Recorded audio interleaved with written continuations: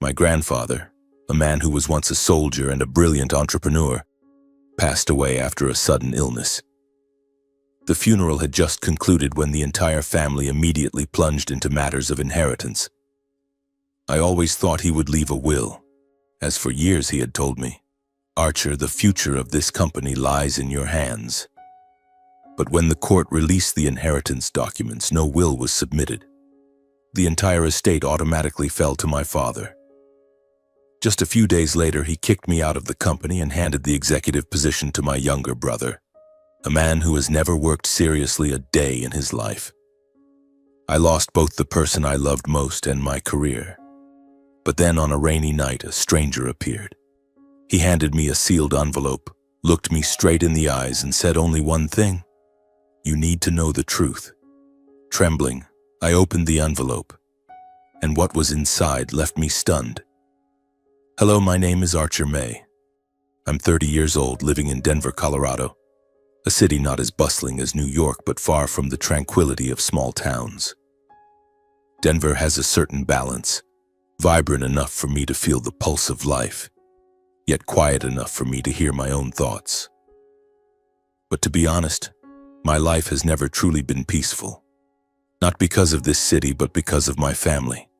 A long, complicated story filled with shadows and wounds that never fully heal. I grew up in what people might call a well-off family. Not the kind of ostentatious wealth with lavish mansions or supercars, but comfortable enough to never worry about food or clothing. My family owns a construction and real estate investment company, May & Sons, a name that sounds prestigious but hides a labyrinth of conflicts within. The man who laid the foundation for it all was my grandfather, Eugene May, a former soldier. A man I always respected, not just because he was my grandfather, but because he taught me nearly everything I know about life. My grandfather was an extraordinary man. Tall, with a deep, steady voice, his eyes always carried a warmth. As a child, I would sit by his side, listening to stories of his time in the military. He spoke of the harsh days on the battlefield, of iron discipline, of how a man must stand tall even when the world collapses around him. "Archer," he once said, gently patting my shoulder, "in life, honor is the only thing no one can take from you unless you give it up yourself." I carried those words with me like a small flame burning steadily in my heart, especially when everything became chaotic. After leaving the military, my grandfather built May & Sons from scratch. From a tiny office in the suburbs of Denver, he turned it into a reputable company in the construction industry. He worked with all his heart, not just for money, but because he believed every project was a legacy, a mark of honesty and responsibility. He always said, "A sturdy building must be constructed on a foundation of fairness." That was how he treated everyone, from employees to partners. He wasn't just an entrepreneur, he was a teacher, a guide. I was closer to my grandfather than anyone else in the family. My mother passed away when I was young, and my father, Harvey May, never really cared about being a father. My father was a cunning man, skilled at navigating the worlds of business and politics. He had connections people only whispered about behind closed doors, handshakes in the shadows, and polite smiles that concealed ulterior motives. To him, May & Sons wasn't my grandfather's legacy. It was a money-making machine. He loved extravagant parties, expensive watches, and the sense of power that came with sitting in the CEO's chair. But he wasn't the one truly running the company. He just wanted the profits and the prestige. Then there's Brandon, my younger brother. 4 years my junior. Sometimes I feel he's more immature than a child. He's a smaller version of our father, obsessed with glamour, craving attention, and always looking to be pampered. Brandon worked at the company, overseeing a small part of external marketing, but everyone knew it was a role in name only. He lacked ability, dedication, and the only thing he excelled at was flattering our father and boasting about things he didn't earn himself. I was different. Raised under my grandfather's guidance, I carried a part of him. His discipline, his integrity, and his belief that work isn't just about making money, but about building value. When I graduated college, my grandfather called me into his office. a simple room with an old wooden desk and a framed photo of him in his military uniform. "Archer," he said, "I want you to help me preserve this legacy. Not for the money, but for what we've built." That was the day I officially became the CEO of May & Sons at just 25 years old. I threw myself into the work like a man possessed. I wanted to prove I was worthy of my grandfather's trust. I learned to read technical blueprints, negotiate with contractors, and build relationships with clients. Some nights I slept at the office, papers piled high on my desk, cold coffee by my side. I once steered the company through tough deals, like the time we nearly lost a major contract with a real estate conglomerate because a competitor played dirty. I flew to Chicago, met the client face-to-face, and convinced them with my sincerity and a detailed plan I'd prepared over 3 sleepless days. We won that contract, and my grandfather, though already retired, came to the office to hug me. "I'm proud of you, Archer," he said. But life was never as simple as I hoped. Beneath the polished surface of the May family, cracks began to show. My father grew more distant, caring only about bank account numbers and powerful connections. Brandon sank deeper into a life of indulgence, spending recklessly and leaning on the family name. I tried to keep everything balanced, to protect my grandfather's legacy, but I didn't know a storm was coming. A storm that would destroy everything I held dear. Everything began to crumble on a gray October morning in Denver, with a light drizzle falling from the sky. I was in the office reviewing the progress of a major construction project when my phone rang. The trembling voice of my grandfather's housekeeper, Clara, came through the line. "Archer, come to the hospital right away. Mr. Eugene, he's not doing well." My heart seemed to stop. I dropped everything, papers, laptop, still hot coffee, and rushed out of the office, driving like a madman through the slick streets. When I arrived at the hospital, my grandfather was lying there on the hospital bed, his face pale but still bearing the resolute expression of a soldier. He'd had a stroke, the doctor said, and there wasn't much time left.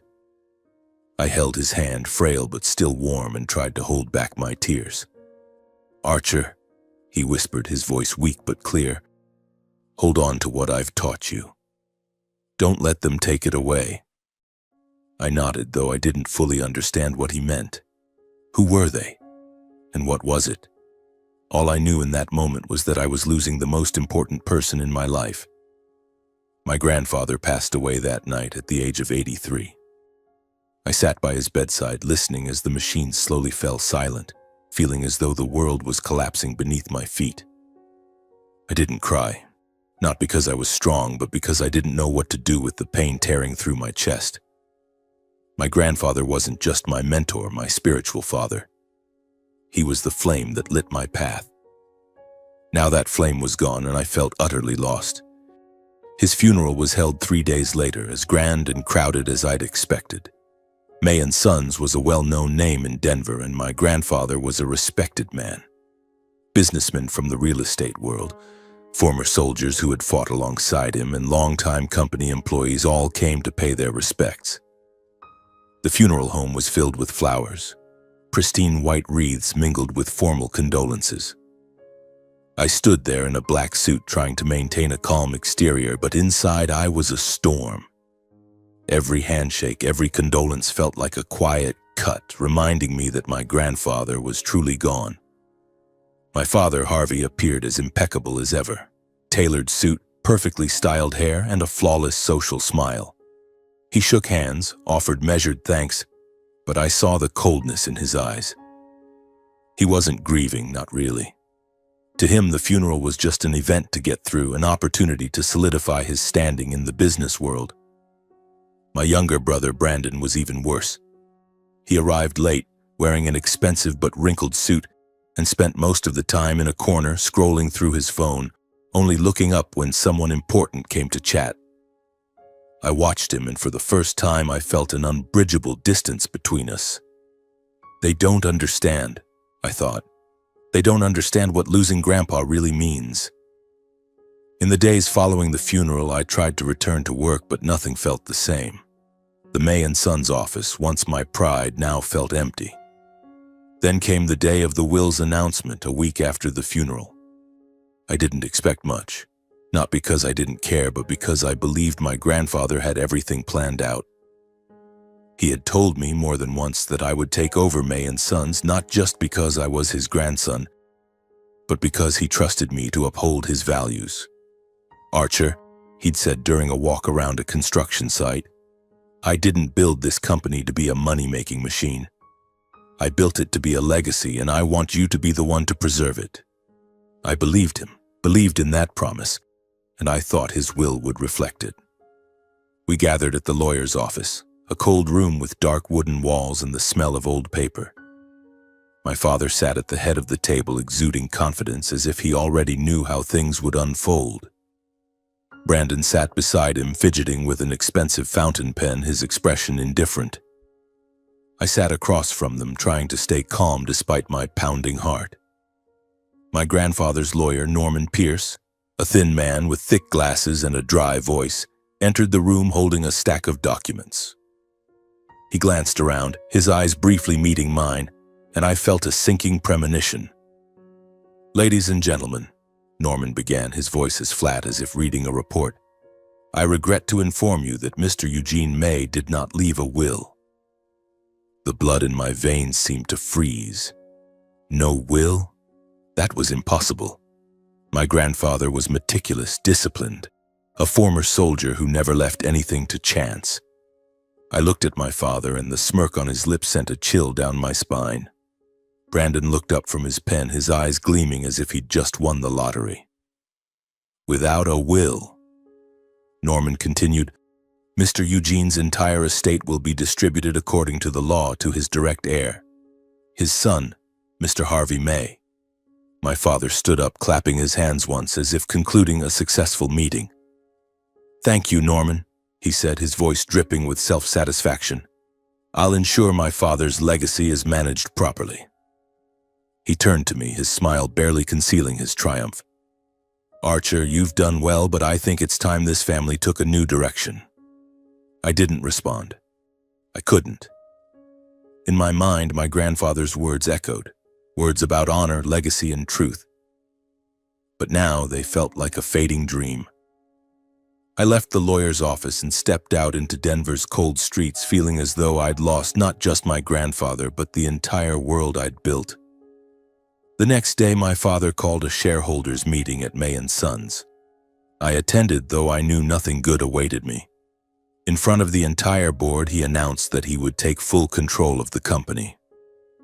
He spoke of a new vision, of necessary changes, but I knew it was all a performance. Then he turned to Brandon, placed a hand on his shoulder, and declared that Brandon would replace me as CEO. "He's the future of this family," my father said, his voice filled with pride.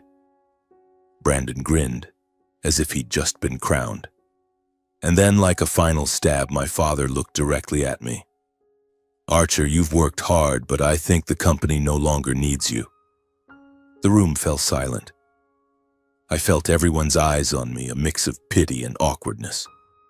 I wanted to protest, to say that I'd poured my sweat and heart into keeping May and Sons afloat through tough times, that this was my grandfather's company, not his.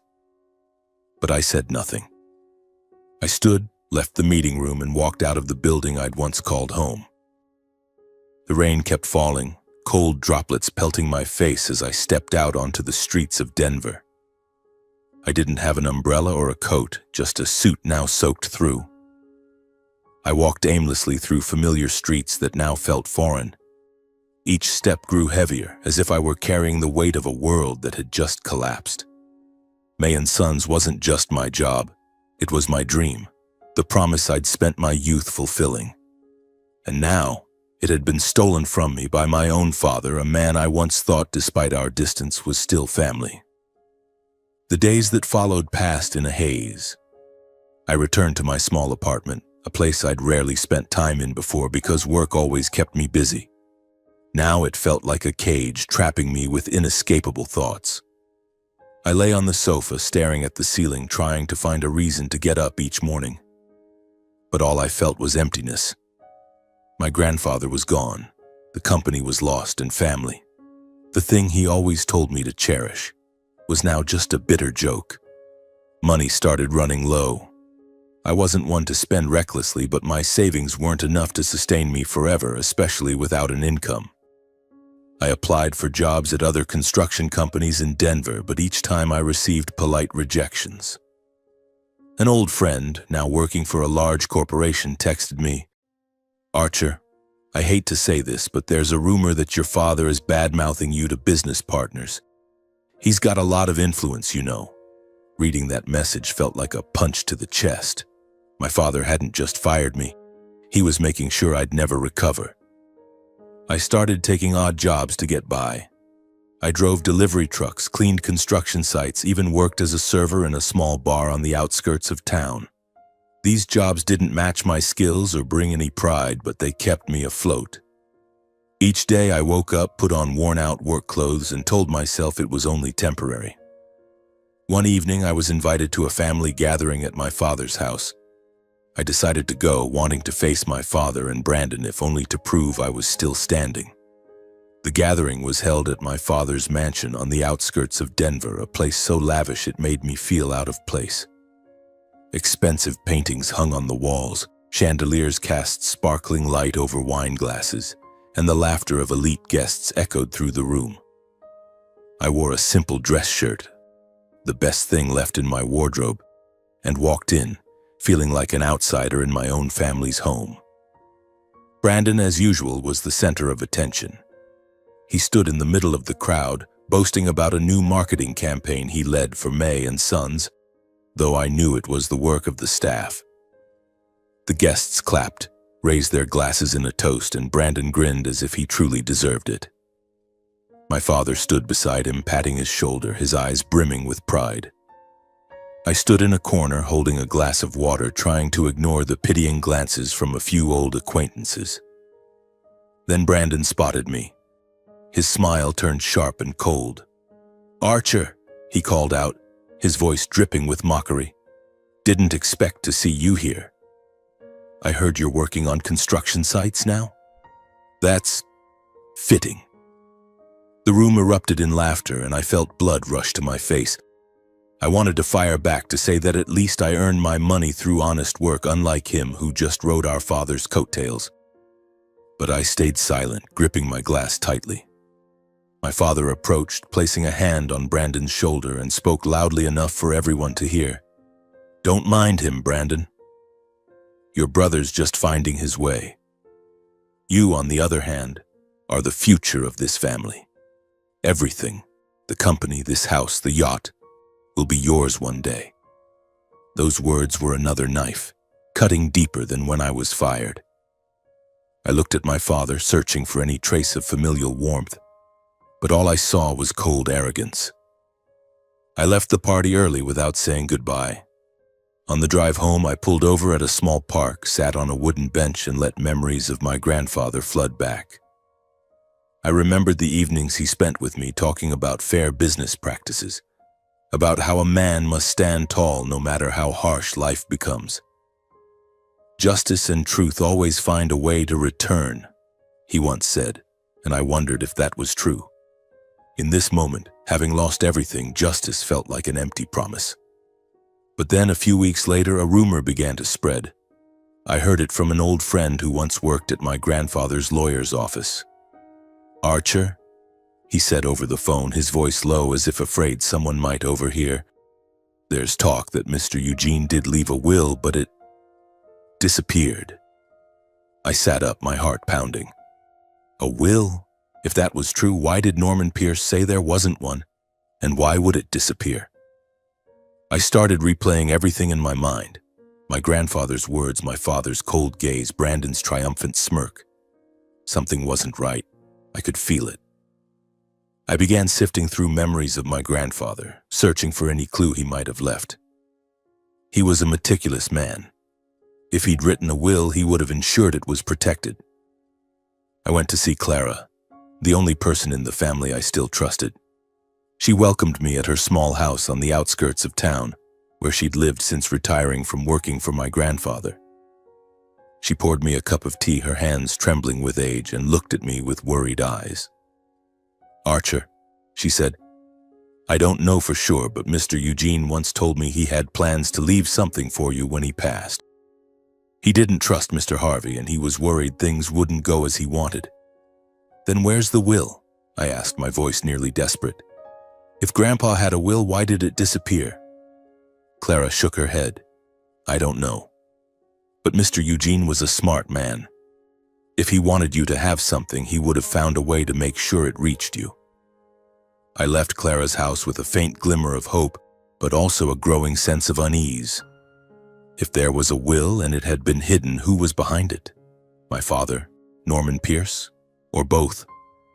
I had no proof, no leads, only a gut feeling that the darkness enveloping my family ran deeper than I'd ever imagined.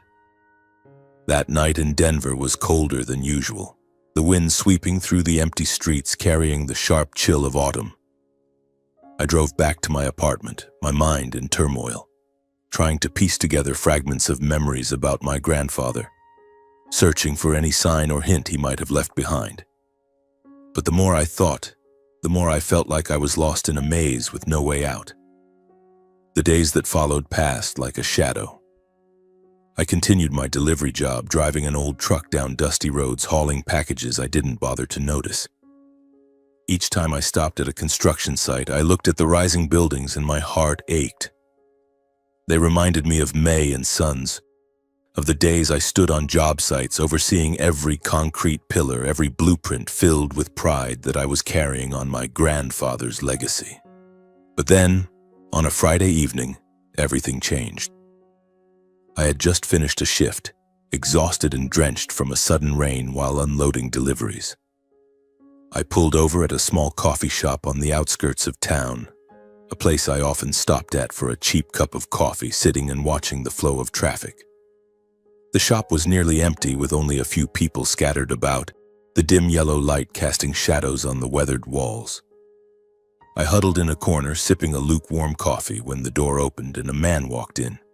He looked to be in his early 60s, tall and lean, wearing a worn gray overcoat with frayed shoulders.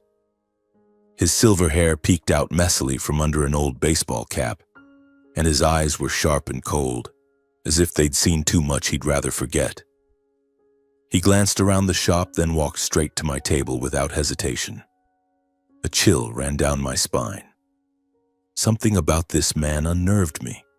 Not fear exactly, but a sense that he carried a secret I wasn't ready to face. "Archer May?" he asked, his voice low and gravelly, as if he hadn't spoken to anyone in a long time. I nodded, gripping my coffee cup tightly. "I'm Connor Marshall," he said, pulling out a chair and sitting across from me. "I was a friend of Eugene's from our military days." I blinked, trying to process this. My grandfather rarely spoke of his military friends, but I knew he had deep bonds with comrades he considered brothers. "You knew my grandfather?" I asked cautiously. Connor nodded, pulling a brown envelope carefully sealed with red wax from his coat pocket. He slid it across the table, his eyes never leaving mine. "Open it," he said, "but not here. At home, when you're alone.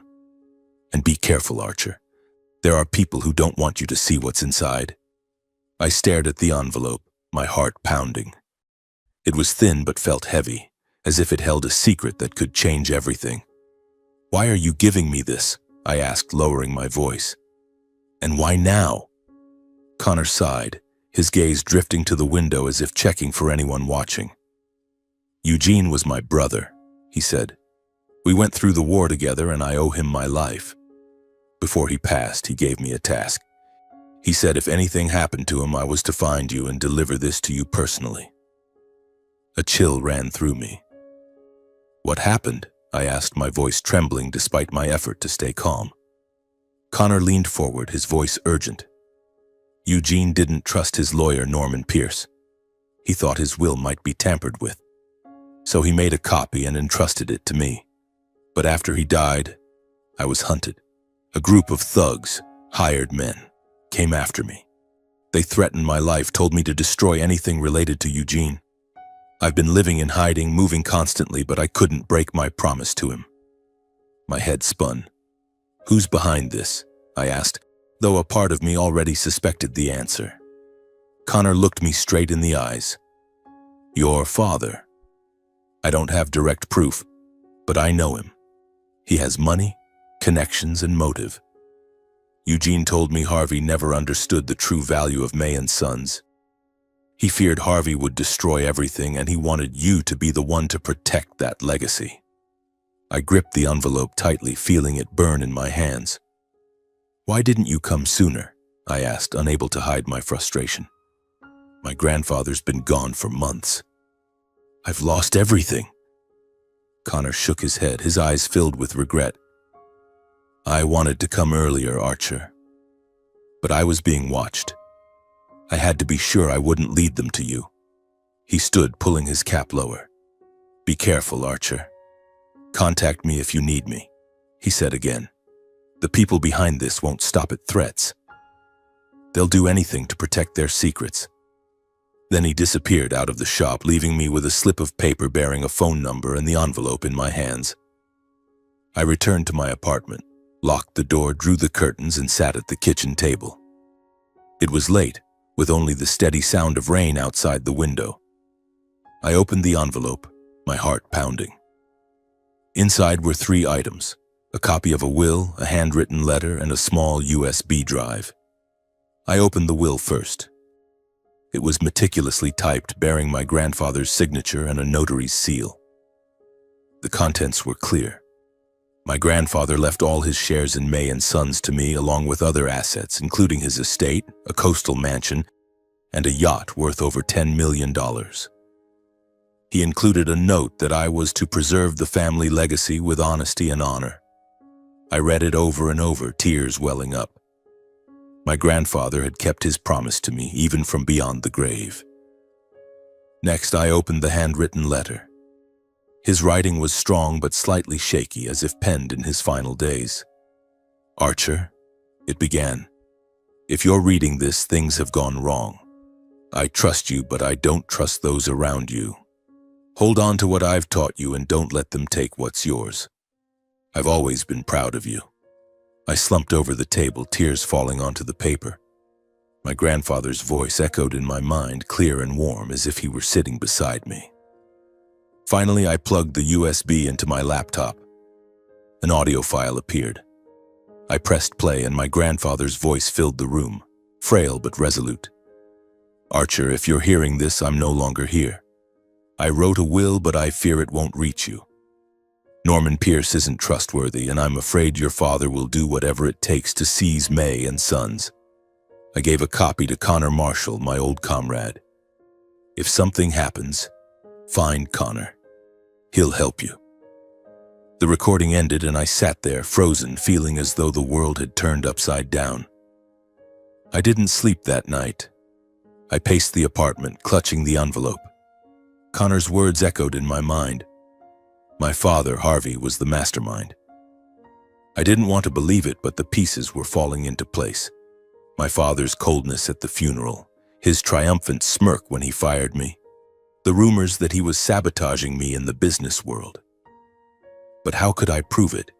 The copy of the will, the letter, and the recording were all I had, but they weren't enough to confront my father and Norman Pierce, men with the money and power to twist the truth. I thought of Connor, of what he'd endured, living in hiding, hunted just to keep his promise to my grandfather. I felt a deep respect, but also fear. If my father was truly behind hiring thugs to silence Connor, what was I up against? I looked out the window, watching the city lights flicker in the rain. I couldn't imagine it, but I knew the road ahead wouldn't be easy. A darkness was lurking, and I had to be careful. One small mistake could cost me everything. I knew I couldn't act alone. The copy of the will, though signed and notarized, was just a piece of paper without legal recognition. My grandfather's letter and recording were valuable pieces of the puzzle, but they weren't enough to turn the tide. I needed someone who understood the law, someone who could help me turn these clues into a weapon. That's why I sought out Stephen Ellsworth, a lawyer specializing in wills and estates. He was a seasoned veteran in the legal world, and more importantly, he wasn't afraid to take on the powerful. I arranged to meet Stephen at his office in downtown Denver, a small but elegant building with glass walls overlooking the bustling streets. When I walked in, Stephen rose from behind his desk, shaking my hand with a firm grip and a sharp gaze. He was about 50 with salt and pepper hair, dressed in a navy suit. But what struck me was the confidence he exuded. Not the arrogance of my father, but the assurance of a man who knew exactly what he was doing. "Sit down, Archer," he said, his voice low and clear. "You said you have something important. I'm listening." I placed the envelope on the table, pulling out the copy of the will, the handwritten letter, and the USB with the audio recording. I told him everything. My grandfather's death, Norman Pierce's claim that there was no will, my father firing me, and my meeting with Connor Marshall. Stephen listened without interrupting, occasionally nodding or jotting down notes. When I finished, he picked up the copy of the will, reading each line carefully, then listened to the recording through earphones. He was silent for a long time, and I felt my heart pounding as if my entire future hinged on what he would say next. Finally, Stephen leaned back in his chair, removed his glasses, and looked at me. "Archer, I'll be straight with you," he said. "What you have here is significant, but it's not enough to win an estate case, especially against someone like your father who has money and connections. This copy of the will is valuable, but we need to prove the original was deliberately hidden or destroyed. The recording and letter are circumstantial evidence, but we need something more concrete. Like financial proof, for instance, that your father paid to bribe Norman Pierce or anyone else involved." I nodded, feeling a flicker of hope. "So what do I do next?" I asked. Stephen smiled, a reassuring yet determined smile. "We start investigating. You track down anyone who worked with Norman Pierce, especially those who might know about the original will. I'll handle the legal side and prepare a strategy. But Archer, you need to be careful. If your father is truly behind this, he won't let you dig around easily." I left Stephen's office feeling as if I'd glimpsed light at the end of the tunnel. Nothing was resolved yet, but at least I had a direction, an ally. I started by contacting a former employee at Norman Pierce's law office, a woman named Elena who had been his secretary for years. I knew her from visits to the office with my grandfather, and she had always been friendly, though reserved. I texted her, arranging to meet at a small cafe on the outskirts of town, where few people passed by. Elena arrived late, looking nervous, constantly glancing over her shoulder as if afraid of being followed. "Archer," she said in a low voice, "I don't know if I should be talking to you. But because you're Eugene's grandson, I'll tell you the truth." She paused, taking a deep breath. "I saw the original will, Archer. It was kept in Mr. Pierce's safe. I didn't read the details, but I know it had Eugene's signature. Then one day after he passed, it disappeared. I asked Mr. Pierce about it, but he told me to stay out of it, that it wasn't my business." My blood boiled. "Are you sure, Elena?" I asked, trying to keep my voice steady. She nodded, her eyes filled with fear. "I don't have proof, Archer. But I know Mr. Pierce isn't honest. And your father? He came to our office a few times before the will disappeared. I don't know what they talked about, but I saw them whispering in the meeting room, and Mr. Pierce looked very stressed." I thanked Elena, promising to keep our meeting confidential, and left with a new piece of the puzzle. The original will had existed, and it had been taken. But how could I prove it? I knew I was stepping into a dangerous game, and I needed to be more cautious than ever. Meanwhile, rumors began to spread. I heard that my father and Brandon were telling people I was trying to sue to steal the family fortune. The slander infuriated me, but I wasn't surprised. My father was always skilled at manipulating public perception, and Brandon, in his new role at the company, was likely enjoying playing the victim. I tried not to let it get to me. Then troubling signs emerged. One evening, as I left the bar after a shift, I noticed a man standing under a street lamp across from my apartment. He wore a black coat, his face hidden under a baseball cap, and he stood motionless. I pretended not to notice, but my heart raced.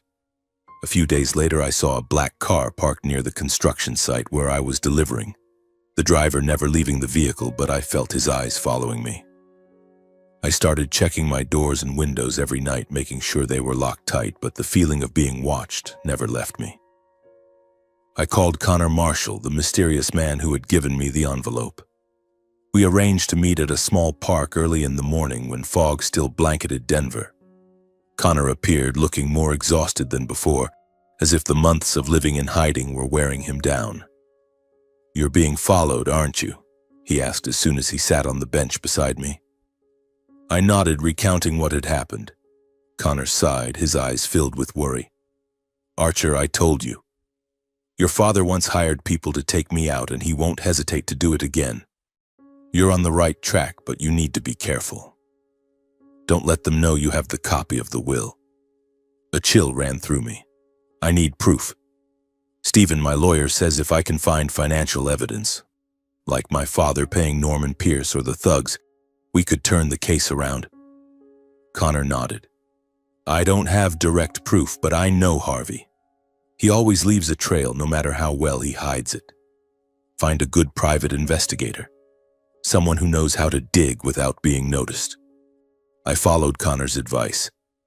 Through a contact, I reached out to Jack Sheridan, a private investigator who had worked on complex financial cases. Jack was a short man, but his eyes were sharp as knives and his manner exuded the confidence of someone who had seen too many dark corners of the world. I gave him all the information I had, including my suspicions about my father and Norman Pierce. "What do you want me to find?" Jack asked, sipping black coffee. "Financial transactions," I said. "Any large sums my father withdrew or transferred, especially around the time of my grandfather's death. If he paid to hide the will or hire thugs, I need to know." Jack nodded. "Give me a week. But Archer, if your father's behind this, you need to brace yourself.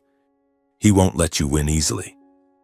A week later, Jack called me to a small diner on the outskirts of town. He was seated in a corner, a stack of documents in front of him. "I found what you need," he said, sliding the papers toward me. "Your father, Harvey May, withdrew 2 large sums from his personal account. One right after your grandfather's death and another 2 months later.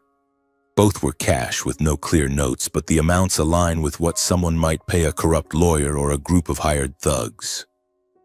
I read through the documents, my heart pounding. The transactions were clear: $50,000 in October and $30,000 in December.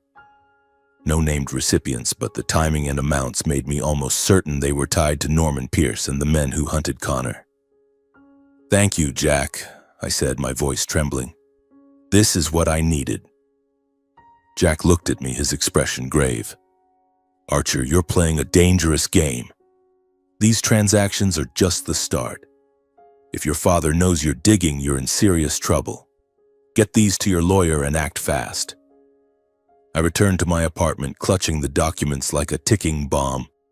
For the first time in months, I felt closer to the truth, but with that came a growing fear. If my father was willing to hire thugs to silence Connor, what would he do to me? I looked out the window and told myself I couldn't stop now, not when I'd come this far. One evening, after returning from a delivery shift, I discovered something that made my heart nearly stop. My old pickup truck, parked in an empty lot near my apartment, had been vandalized. The tires were slashed, the windshield shattered, and someone had carved a message into the hood with a knife. "Stop." I stood there, feeling as if the blood in my veins had frozen. This wasn't an accident or a prank by kids. This was a warning, and I knew where it came from. I called Jack immediately, my voice trembling as I recounted the incident. "Archer, you need to get out of your apartment for a while," Jack said over the phone, his tone grave. "The people who did this aren't playing around. I'll keep digging, but you need to be careful. Don't go out alone at night anymore." I nodded, though he couldn't see me, and hung up. A few days later, an anonymous envelope was slipped under my apartment door. I picked it up, my hands shaking as I opened it. Inside was a single sheet of paper with a scrawled handwritten note. "Be smart and leave town." No signature, no trace, but the message was as clear as daylight. My father, or someone working for him, wanted me gone. Not just to strip me of my grandfather's legacy, but to erase me entirely. I sat on the floor, the note in my hand, feeling a surge of anger mixed with fear. But I couldn't give up, not when I had evidence, not when I had hope. I started changing my routines. I avoided fixed routes, stopped going to my usual coffee shop, and constantly looked over my shoulder whenever I went out. But no matter how careful I was, I still felt invisible eyes watching me. Then one evening, as I sat in my apartment clutching a cold coffee and staring at the stack of documents, my phone buzzed. A text from an unknown number. Meet me. 10 p.m. Rusty Nail Bar. It's about Harvey May. I read it over and over, my heart pounding. This could be a trap. Connor had warned me about the people working for my father, and I knew they wouldn't hesitate to lure me into a dark corner. But what if it was real? What if someone had more clues? I couldn't pass up the chance, no matter how dangerous. I arrived at Rusty Nail, a small bar on the outskirts of town where the dim lighting and stale beer smell clung to the walls. I chose a secluded corner near the emergency exit just in case I needed to run. The clock read 9:55 and I sat there, gripping my phone, my eyes fixed on the door. At exactly 10 o'clock, a figure walked in wearing a hoodie pulled low, obscuring most of their face. I tightened my grip, ready to bolt, but then the person pulled back the hood and I froze. It was Brandon, my younger brother. Brandon looked different. Gone were the arrogant smirk and smug eyes. His eyes were red, his hair disheveled, and his hands trembled as he sat across from me. "Archer," he said, his voice hoarse, "I need to talk to you." I stared at him, every sense on high alert. "What's this about, Brandon?" I asked, my voice cold. "Did Dad send you to set me up?" Brandon shook his head, his eyes glinting with a fear I'd never seen before. "No, Archer, I swear. I'm here because I can't keep doing this." He pulled a stack of papers from his jacket and slid them toward me. "Look at these." I took the papers, my heart racing. They were printed emails, exchanges between my father and Norman Pierce. I skimmed them, and each line felt like a knife. Phrases like payment, handle it permanently, and make sure no one finds out danced before my eyes. One email from my father read, "Ensure the kid never gets a chance. I'll take care of the rest." My blood ran cold. The kid, that was me. "Brandon," I said, my voice shaking, "where did you get these?" Brandon lowered his head, his hands clasped tightly. "I got them from Dad's computer," he said. "I know you won't believe me, but I don't want this to go any further. I overheard Dad talking to Pierce about taking you out if you don't stay quiet. I don't want you dead, Archer. I wanted the money, the attention from Dad, but not like this." I studied him, searching for any hint of deception in his eyes. Brandon had mocked me, sided with our father, laughed at me in front of a crowd. How could I trust him now? But his voice trembled, and in that moment I saw a different Brandon. Not the arrogant jerk from the family party, but a scared younger brother caught in his own mistakes. "Why, Brandon?" I asked, my voice softening. "Why help me now after everything you've done?"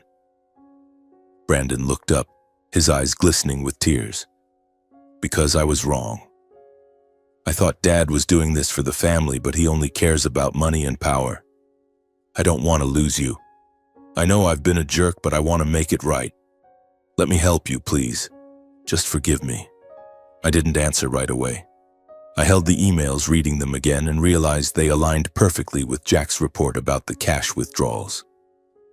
The $50,000 right after my grandfather's death, likely to pay Pierce to hide the will. The $30,000 later, possibly to hire the thugs who hunted Connor. It all fit together terrifyingly well, and I knew whether I wanted to or not, I needed Brandon. "All right," I said, my voice dry. "But if this is a trap, Brandon, I swear I won't forgive you." Brandon nodded, looking relieved but still anxious. "I'll keep watching Dad," he said. If I find more evidence, I'll get it to you. But you have to be careful. Dad knows you're investigating and he won't stop." We left the bar separately, me first, Brandon a few minutes later. On the drive home, I couldn't stop thinking about him. Was Brandon sincere? Or was this another of my father's games? I wasn't sure, but I knew I had no choice. Brandon might have betrayed me before, but now he could be the only one to help me uncover the truth. The next morning, I met Stephen Ellsworth at his office, bringing everything I had: the copy of the will, my grandfather's handwritten letter, the USB with the audio recording, Jack's financial report, and the emails from Brandon. Stephen examined each document, his eyes sharp as a hawk's. "Archer," he said, closing the file, "this is enough for us to file a petition with the probate court. We'll request to reopen the inheritance case on the grounds of suspected fraud. But you need to understand, this will be a fierce battle. Your father and Norman Pierce won't take this lying down." I nodded, feeling a mix of determination and anxiety. "I'm ready," I said, though a part of me still trembled. "As long as we can reclaim what belongs to my grandfather, I'll do whatever it takes." Stephen smiled, a confident smile. "Good. I'll prepare the lawsuit and file it with the court today. Brace yourself, Archer. Your father has a lot of influence, and he'll pull every trick in the book to bring you down." Just as Stephen predicted, the response from my father and Norman Pierce came like a storm. Mere hours after the lawsuit was filed, I received a call from my father. His voice over the phone was icy, but I could sense the anger simmering beneath his words. "Archer, what do you think you're doing?" he said. "You dare sue your own family, making up stories to ruin my reputation? You'll regret this." I didn't respond, just hung up, my heart pounding. Norman Pierce also spoke out, issuing a statement to a local newspaper claiming I was an ungrateful son trying to fabricate lies to steal the family fortune. The rumors spread quickly, and I felt the scrutinizing gazes from old acquaintances, neighbors, and even former colleagues at May & Sons. But I didn't care. I had lost too much to fear whispers anymore. The day of the first court hearing arrived, and I walked into the Denver probate courtroom feeling like I was stepping onto a battlefield. The room was cold, with dark wooden walls and a tense atmosphere. My father sat on the other side, dressed in an expensive suit, his face expressionless. Beside him was Norman Pierce, looking calm, but I noticed his hands gripping each other tightly as if trying to hide his nervousness. Brandon wasn't there, and I wondered if he was truly on my side as he had promised. The judge, a middle-aged woman with a stern gaze, asked Stephen to present our case. Stephen stood, his voice resonating with strength and clarity. He argued that there was evidence suggesting my grandfather Eugene May's original will had been deliberately hidden or destroyed, and we requested the court to reopen the inheritance case. He submitted the documents: the copy of the will, the handwritten letter, the audio recording, Elena's testimony, the former employee of Norman Pierce, and the emails from Brandon. Each piece was presented like an arrow aimed directly at my father and Pierce. When it was Norman Pierce's turn, he stood, adjusting his glasses and speaking in an unnervingly calm tone. "Your Honor, I must assert that I never received any will from Mr. Eugene May. The documents presented by the plaintiff are mere copies lacking legal validity, and these accusations are entirely fabricated to tarnish the reputation of a respected family." My blood boiled. He was lying smooth as a snake. I couldn't stay silent. Despite Stephen's signal to stay calm, I stood. "Your Honor," I said, my voice trembling but resolute, "my grandfather, Eugene May, was a meticulous man. He didn't trust Mr. Pierce, which is why he entrusted a copy of his will to a military comrade. Mr. Pierce is lying, and I have evidence to prove it." The courtroom fell silent. All eyes turned to me, and the tension felt like a taut string about to snap. My father glared at me, his eyes cold, but I didn't look away. Stephen continued, presenting Jack Sheridan's financial report. He highlighted 2 large cash withdrawals from my father's account, $50,000 right after my grandfather's death, and $30,000 2 months later. "These sums," Stephen said sharply, "align with the time the original will disappeared and when Mr. Connor Marshall, a friend of Eugene May, was pursued by hired thugs. Furthermore, emails provided by a reliable source show discussions between Mr. Harvey May and Mr. Norman Pierce about payments and handling it permanently." I watched Norman Pierce as Stephen spoke. His face remained composed, but I saw beads of sweat forming on his forehead, and his hands began to tremble slightly.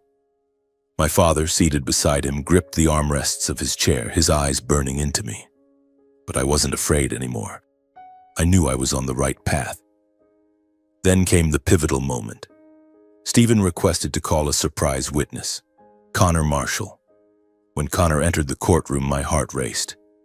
He looked older, more weary, but his eyes were as sharp as the first time we met. He took the oath, his voice low and steady. "I am Connor Marshall, a comrade of Eugene May from our military days," he began. "Before he passed, Eugene entrusted me with a copy of his will and a message. If anything happens, make sure it gets to Archer." He didn't trust his lawyer, Mr. Norman Pierce, and he feared the original will would be destroyed. I kept that copy, and I was hunted by hired men who tried to destroy it. Connor's testimony was like a bomb detonating in the courtroom. The room remained silent, but I felt a shift in the air. My father lowered his head, and for the first time I saw his usual confidence waver. Norman Pierce began muttering, trying to interrupt, but the judge signaled for him to be quiet. Stephen pressed on, playing my grandfather's recording. His voice echoed through the courtroom, frail but resolute. "I don't trust Norman Pierce, and I fear my son will do whatever it takes to take May and Sons." Those words, combined with Connor's testimony, left my father's side with little room to argue. Under the judge's pressure and Stephen's sharp questioning, Norman Pierce began to falter. He claimed he couldn't recall details of his meetings with my father, then contradicted himself by saying my father only visited for casual conversations. Stephen seized the opportunity, pointing out the inconsistencies in Pierce's testimony and emphasizing that the large cash withdrawals couldn't be coincidental. Finally, the judge struck her gavel. "Based on the evidence presented," she said sternly, "the court orders a separate criminal investigation into Mr. Norman Pierce and Mr. Harvey May for potential fraud and concealment of documents. The inheritance case will be reviewed again once the investigation is complete." I sat there, feeling as if a massive weight had been lifted. Stephen patted my shoulder, whispering, "We did it, Archer. But this isn't over yet." I nodded, my eyes still fixed on my father. He stood and left the courtroom without looking at me, but I knew he was shaken. For the first time, I felt I had the upper hand. In the days following the court hearing, Denver suddenly felt suffocating. News of the lawsuit spread like wildfire. Local newspapers, which had once praised my father as a successful businessman, now ran sensational headlines. "Inheritance scandal at May and Sons, allegations of fraud and will concealment." The articles didn't name me directly, but everyone knew I was behind the lawsuit. I received messages from old acquaintances, some supportive, others scornful, but I paid them no mind. Meanwhile, the criminal investigation ordered by the court began to unfold. Investigators from the district attorney's office contacted Stephen, requesting additional information. Stephen worked tirelessly, coordinating with them to ensure every detail was thoroughly examined. "They're digging deep into your father's accounts," Stephen told me during a meeting at his office. "If they find any transactions linked to Norman Pierce or the hired thugs, he won't be able to deny it." I nodded, but I couldn't shake the unease in my heart. My father wasn't someone who could be easily defeated. He had money, connections, and I knew he'd find a way to turn the tables. But what surprised me most was Brandon's silence. Since the night he handed me the emails at Rusty Nail, I hadn't heard from him. I texted and called, but there was no response. Part of me worried he'd changed his mind, that he'd sided with our father again. Yet another part held on to hope that Brandon, despite his past arrogance and selfishness, was genuinely trying to make amends. A few days later, I received a text from him. It was brief. Meet me at the park, 7 p.m. I hesitated but ultimately went, carrying the wariness that had become second nature. When I arrived at the park, Brandon was sitting on a bench, looking thinner and more exhausted than before. He stood when he saw me, his eyes filled with remorse. "Archer," he said, his voice hoarse. "I heard about the prosecution. I don't know what to say. I just want you to know you're doing the right thing this time." I looked at him. "You helped me, Brandon," I said. "But why did you disappear?"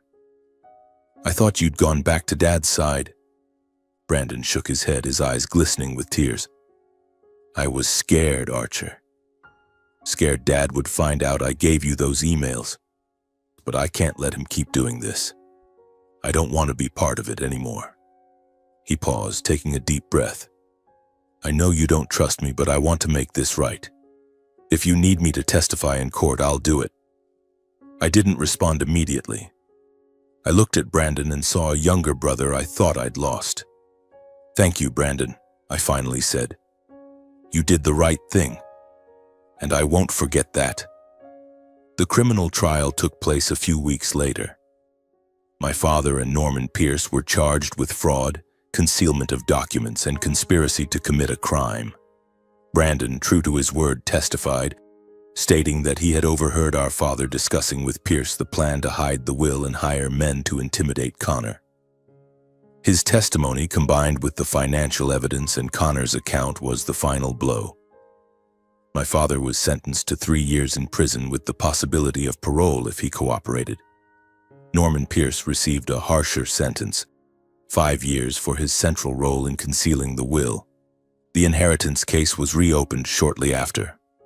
With the original will recognized based on the copy and supporting evidence, I was granted ownership of May and Sons, as per my grandfather's wishes. I returned to the company, but not as CEO as before. Instead, I chose to take on the role of chairman. Brandon was not prosecuted thanks to his cooperation as a witness. I brought him back to the company, but in a minor role where he could learn and prove himself. I hadn't fully forgiven him, but I wanted to give him a chance, as my grandfather had taught me to believe in people's capacity to change. In the weeks following the criminal trial, Denver seemed to take on a different hue. The autumn sunlight was softer, but the air remained heavy with the lingering echoes of the lawsuit.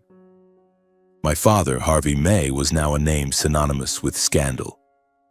Newspapers relentlessly covered the case, exposing the dark underbelly of a man once regarded as a pillar of the business community. The powerful connections he had once boasted about turned their backs, leaving him to face the consequences alone.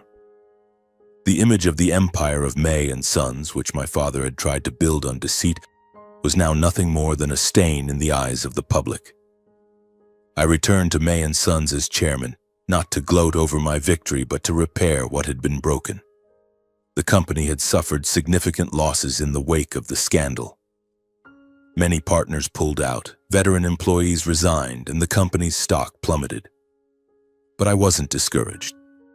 I remembered my grandfather's words. A sturdy building must be built on a foundation of fairness. I began restructuring, hiring new managers, focusing on transparency and quality. I met with each employee, listened to their concerns, and promised that May and Sons would rise again, not as a money-making machine, but as a legacy of honor and responsibility. One evening, after a long day of work, I walked through the May and Sons headquarters. The building was still under repair, its cracked walls a reminder of what we had endured. I paused before my grandfather's portrait hanging in the main lobby, his eyes as sharp and warm as ever. I recalled his words echoing through the years. In business, honor is worth more than money. I smiled, feeling as if he were standing beside me, patting my shoulder as he had done when I steered the company through a tough deal. I thought about my father now in prison and wondered if he ever felt regret. He had chosen money and power, but in the end, they couldn't save him. I thought about Brandon, how he was trying to start over. I stepped outside, standing under Denver's night sky. The city glowed with lights, each one like a story, a dream, a struggle. I didn't know what the future held. It might take years for May and Sons to recover, and I would face countless challenges. But I wasn't afraid. I had walked through darkness, faced betrayal from my own family, and I was still standing, stronger than ever. I looked up at the sky, where stars twinkled faintly amidst the city lights. I thought of my grandfather, of what he had left behind. Not just a company, but a lesson about life. This journey wasn't just about reclaiming a legacy. It was about protecting the truth, upholding honor, and giving others a chance to make amends. I knew that though he was no longer here, he would be proud that I hadn't given up. I took a deep breath, feeling Denver's cold air fill my chest. I didn't know what tomorrow would bring, but I was certain of one thing. I would keep moving forward, carrying my grandfather's teachings, the flame of justice and truth. And in the twinkling lights of the city, I felt a strange peace, as if my grandfather were smiling somewhere among the stars.